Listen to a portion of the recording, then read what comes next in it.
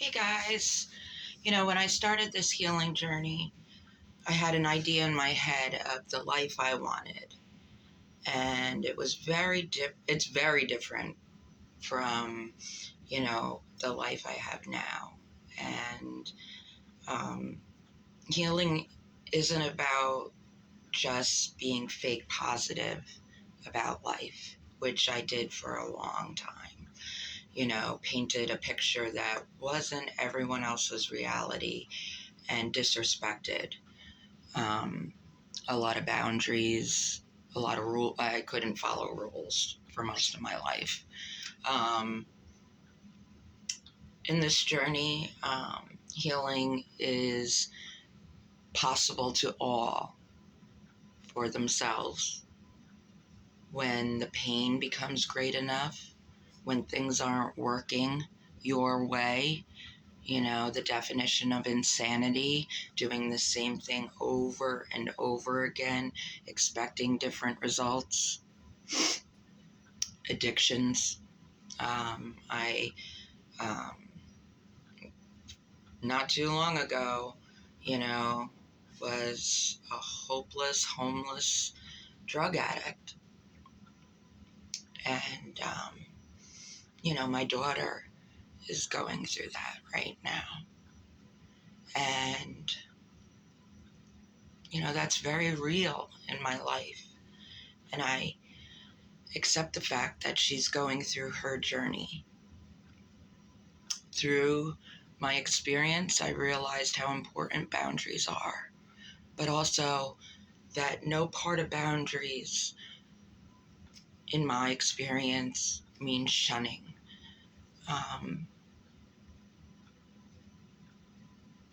I try to give her hope and encourage her to get help. And, it gets rough when, especially the past 2 weeks, promising to go to rehab and then no word, no call from rehab. I'm sure there's a lot of parents out there going through that. And I could close myself off and isolate and do what the addict in me always has done and shut down. And there's a definite difference between solitude and isolation. Solitude is healing.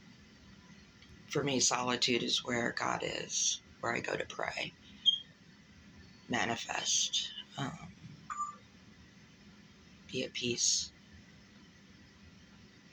So I know the goal always for me is to remain at peace within. And that doesn't always happen. Again, being real, healing, you're confronted, you're accepting life as it is. You're in great acceptance that this is my journey. And all the suffering of my past, whether self-created or not, was part of this journey of learning and interacting and experiencing. And I choose the lens from which I view that. It's snowing today here in PA, and, I've been reflecting a lot on holidays, and a lot of my holidays, when I was young, they were magical.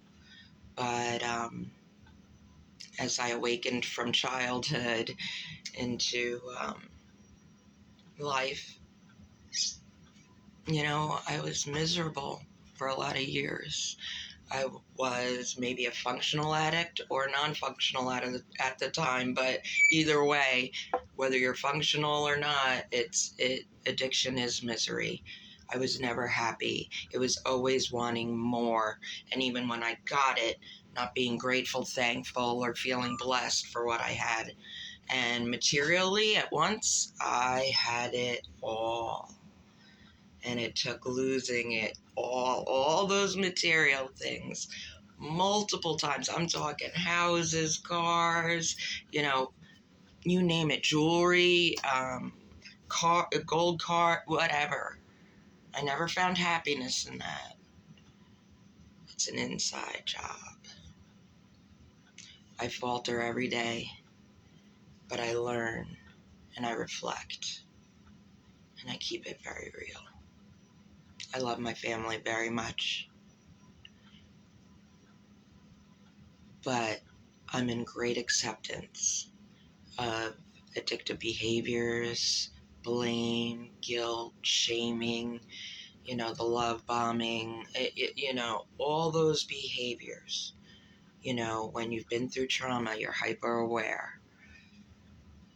The answer isn't to externalize it, but for me to really sit and reflect on how I respond. Because it's always about my inner work. And that's how I go throughout my existence. I gave up on listening to a lot of words and just observing people's actions. Not judging them, just observing. Boundaries are hard when you grew up with very little effective communicative skills, but it's a process. The rest of my existence will be dedicated to growing emotionally, physically, spiritually, and having them all work like an orchestra in harmony together. And you learn patience as you go. It's not going to always work out the way you expect. I don't always stay in peace and harmony. But the process is so worth it. Open your mind, open your heart, open your body to learning and experiencing new things, taking suggestions, and getting real with yourself, where you are, in all those areas. Because there are forces here that we cannot see or maybe sense with our physical senses. But when you allow God in, things start opening up. That's all I have for now, guys. But enjoy your day. No matter what's going on around you, you can find the peace within you.